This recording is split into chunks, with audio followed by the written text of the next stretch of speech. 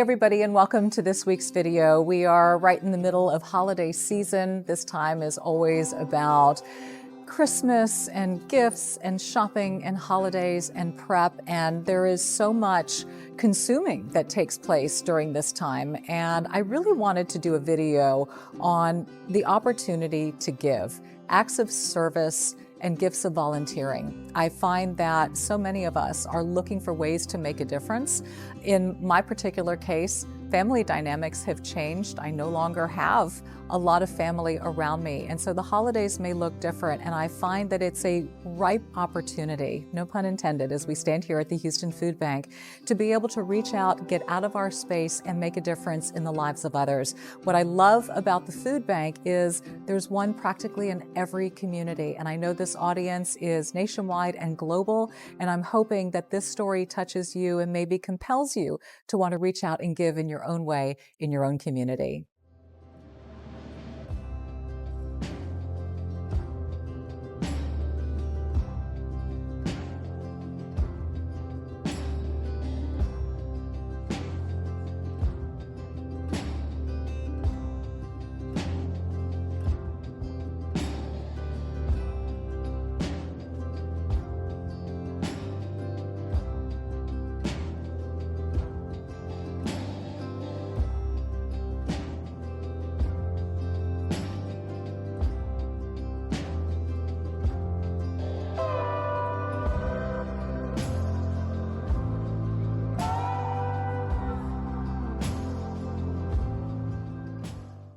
I'm joined by Brian Greene, who's the president of the Houston Food Bank. Houston Food Bank is really impressive. You guys crank out a lot of food and a lot of numbers. So as I want to dive into really the world of volunteering, and it's a part of what I've done here today, and have been so grateful to be a part of your volunteering team and staff that I know comes and goes, and you really tap into so many different aspects of the community. But talk a bit about the Houston Food Bank and how many people you serve. Well, first off, thank you very much for volunteering, Dominique. You're welcome. That's very useful to us. That's actually the second component of the engine that makes it effective for food banks. Sure. What we receive is surplus food from the food industry. So it's the overages, it's what they couldn't sell. And a lot of that surplus needs labor in order to get it ready for distribution. So the two things that food banks most need is, of course, these access to these food industry surplus, but then a volunteer labor pool who makes it possible to get that food out. So this facility was designed to be able to kind of maximize both, which is why I think our output is so high comparatively, but you're seeing the processes that we're doing here being adopted by food banks around the world now. Yeah. Do local food banks just serve a local community, or are you all interconnected in some way? Actually, there's a lot of interconnection in food banks. So Houston Food Bank is a member of Feeding America, so there's over 300 Feeding America food banks. So that's how we collectively serve the entire United States. And then there's the Global Food Banking Network, which works with over 50 countries that, is assisting the food banks in developing their systems. And then like the FIBA, which is the European Food Bank Association, and that's how they all work together. Because cooperation with the food banks is really key, not only for sharing practices, but also resources. A lot of times when a food donor has a donation, it could be 20 tractor trailer loads, which would be more than most food banks could handle, and you're much better off kind of spreading that out. And so in the case of Feeding America, for instance, we have a system where we allocate the national donations literally every day to try and maximize the impact.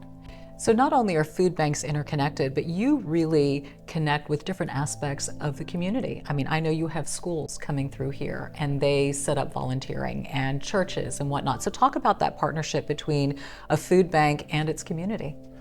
Yeah, it's food banks really need then two things from their community. One is labor and the other one is money. Yeah. And the two actually can go together pretty well. So what we did in this facility, which is generally common for food banks, is we try to make this very welcoming for volunteers. Our goal was to make this a destination, something that people would want to do, not just as an act of giving, but actually as something that would be really neat to do as a school group, as a corporate event, or as your family. So you come in and you do a shift. Hopefully you have a good time. You generate a lot of output for the community, a huge leverage on your time. Like for instance, in our case, it works out to about $75 per person per hour is their wholesale dollar value output. Because again, we're getting these huge quantities of donations, but if you don't put the labor into them, you can't use them. What can you do? So these people coming in enables us to then do the output, but then in turn, then we're making relationships with all these schools, with all these companies, with all these churches and other religious organizations, and then that helps us get the funding to keep going as well as individual contributions. Right, it's a multi-pronged approach, and I have to tell you, the way that you're set up here, as someone who came in as a volunteer, you do make it fun. You have such great groups of people, you have a great team member, everybody's cheery, the music's pumping.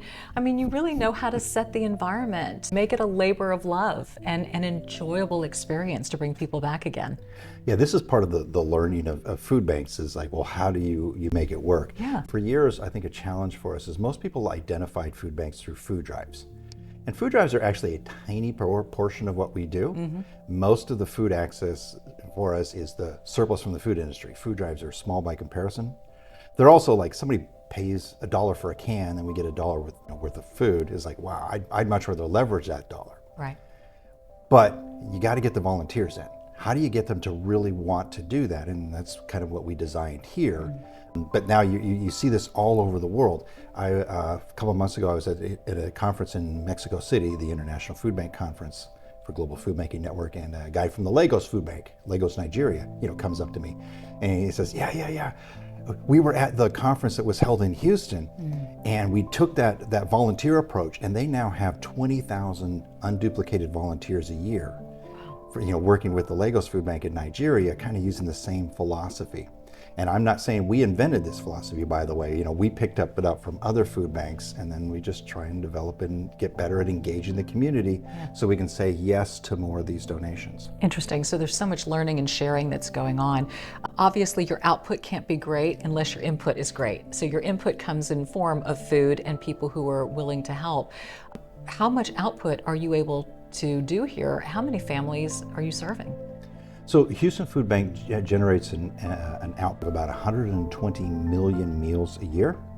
That's a little hard to grasp. So I'll put it another way. An average day for us is about 14 to 15 tractor trailer loads of distribution. And that's 6 days a week of distribution. We're open 7, but only distribute 6 of those. Right. And where's that food going? So we have over 1,600 distribution partnerships. And these are like religious organizations that do pantries. We work with after-school programs where we prepare hot meals for the kids. We work with daycare centers. We work with a lot of schools for their after-school program, but also like our backpack program that provides emergency or assistance for the kids that the teachers believe are not consistently eating on the weekends. So it's a really big collection.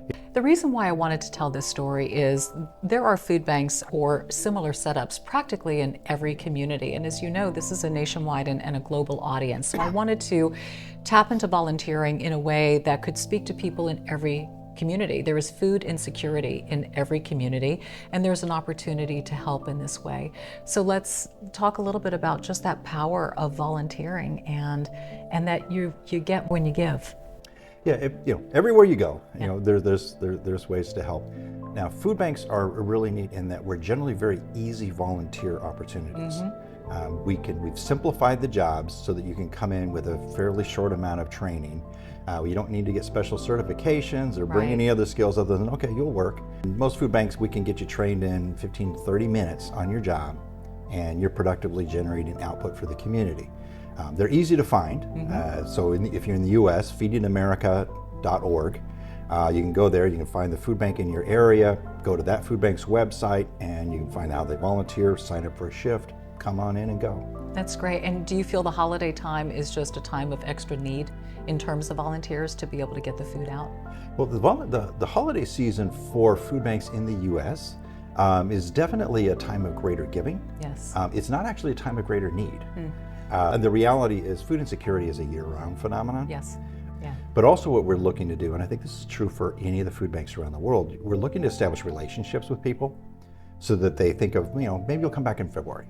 Right. Start off, it's the holiday time, you're looking for something to do between Christmas and New Year's. Great, we're here. Yeah. Food banks all over the world, they're there, they could use your help. And then you kind of learn them and you say, wow, this is really neat. I like being able to have an impact and have it fun. Yeah, it's interesting. You sow a seed somewhere and you never know how those roots will take place and what it will become. And it's wonderful to see people start here, maybe thinking it's a one-time event, and then it becomes a part of the fabric, which is wonderful. And that's what you want as well, is that history and relationship with somebody. Is there any takeaway that you would like this audience to know just about volunteering and giving to an organization like this? Well, volunteering is, as I said, it's for food banks, it's critical because we're so driven by that. And we do have the advantage in that we don't need you to have special skills, special security clearance, anything like that. We just need labor, pretty simple labor. You can take kids, like young kids, if they come with their parents, that's fine. We won't put them in a room that has any mechanization. But that's kind of what makes it go. But that's not just true here in Houston. That's true for any of the Feeding America food banks around the country. Again, there's 300 of them. There's one in your community. But what I love about this too, and I'll end it on this, is that what volunteering can do is really create a new family footprint. You know, it can change the dynamic of how the holidays look for families.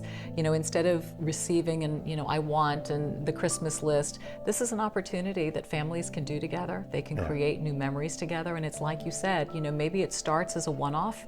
We're going to do this during the holiday, but maybe it speaks to them so much that it carries on into February and into next year. And you've got wonderful student and adult programs to be able to let people flourish, you know, within the charitable organization. And I love that.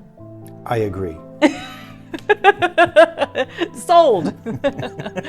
You just did my job for me. I did. But no, really, thank you. Thanks to you and congratulations just on what you're doing here. And it's really, really impressive. And I wish you all the best during the holidays. Thank you. Enjoy your holidays. Thank you.